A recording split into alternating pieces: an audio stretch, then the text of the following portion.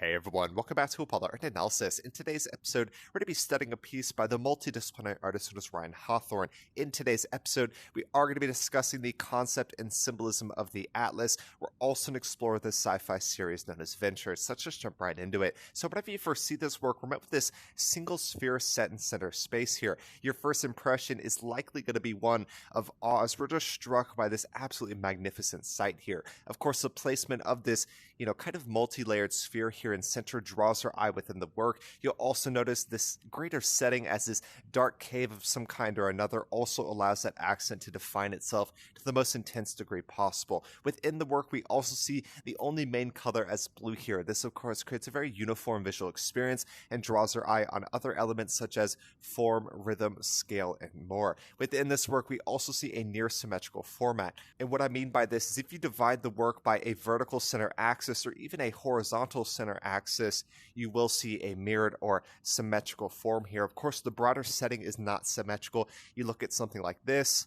Of course, that is not going to be symmetrical in that area, but it is quite close. So any sense of symmetry is going to give a feeling of balance, a feeling of harmony, and a feeling of order. I think we certainly feel that when we're looking at this composition. Within this work, I got to ask you guys, how do y'all feel when you're looking at this piece, or what comes to mind when you're first viewing this work? Of course, the setting of this piece, as I briefly mentioned, appears to be a cave or a dark and secluded place of some kind or another. Regardless, this is a very dark atmosphere that is quite isolated from the regular worlds here, but our main subject as a sphere here is pretty interesting to consider, right? A sphere is a three-dimensional form that, of course, is a derivative of a circle here.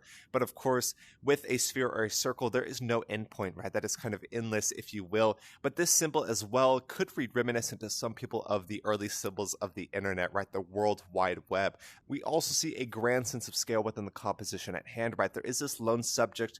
It's hard to say why he's here or what he's doing. He could be in the act of observation. He could be exploring. This could be a moment of discovery. But regardless, there is this grand sense of scale, right? Especially with that subject as reference. You can imagine just how large this site is and just how massive this cave or cove might be. This, of course, points to the status of the scene that we're witnessing here. This is a very grand and important moment here. And of course, the title of this work as Atlas points to a few different things, right? This could point to a map of the world. This could point to a kind of interconnected network of people, person, places, and things, but it could also point to, say, the mythological, most importantly, Greek mythology. I'm going to bring in an additional piece real quick and see what we can learn here.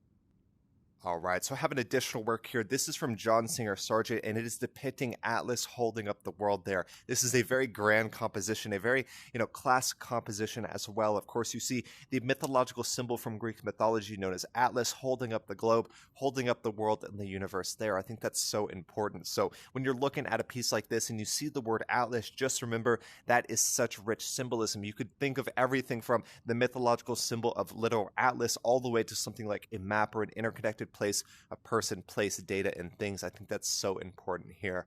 Of course, when you look at a work like this, you're going to be thinking about science fiction, right, or any new age sense of the world. This is part of the sci-fi series known as Ventures. It takes a lot of different inspirations, but I have a few different works from this series. I'm going to bring those in real quick and see what we can learn here. Alright, so I brought in two additional works, both from the original artist Ryan Hawthorne, to compare to the original work that we studied today. Once again, this piece is entitled Atlas, the work on the right is entitled Ars, and the work on the far left is going to be entitled Orbit. These were all curated in succession with one another, and the two works on the right, at the very least, are part of the Ventures series. The Ventures sci-fi series takes inspiration from Blade Runner, Star Wars, so many different aspects, really elements of pop culture and elements of science fiction that are so important to integrate. So, of course, in the two works on the right, we see that dark cove or cave of some kind or another. We see at least one subject, of course, two subjects in the work on the right, in the act of exploration or observation of both of these subjects as well. We also see, of course, simplistic and low poly geometric forms in both of these works as well. Of course, whenever I first studied the Venture series, what it reminded me of was kind of a new age art exhibit, if you will. Of course, taking a simulation such as the digital render and bringing that into something like a hologram of some kind or another. I found that absolutely fascinating when I first discovered the Venture series way back in summer of 2021.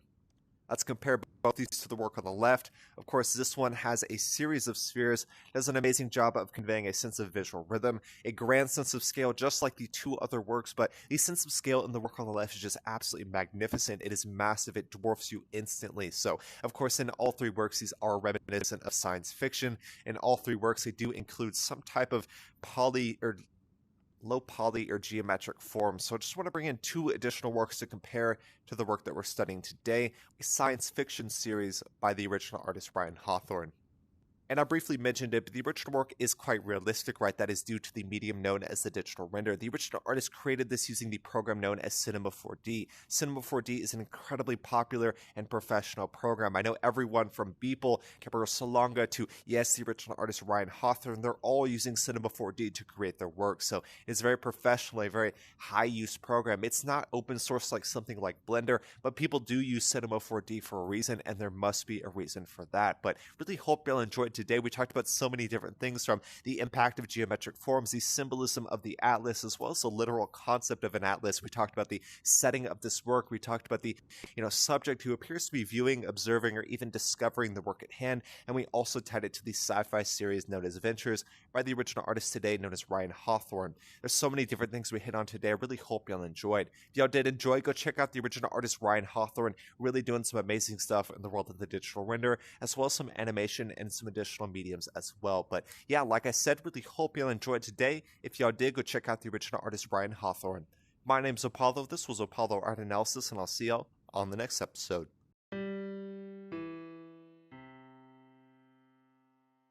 We hope you enjoyed today's episode. If you'd like to support our work directly, please check out our Apollo community tokens. Apollo Art Exchange is an ecosystem of art appreciation which elevates artists each and every day. Thanks for listening.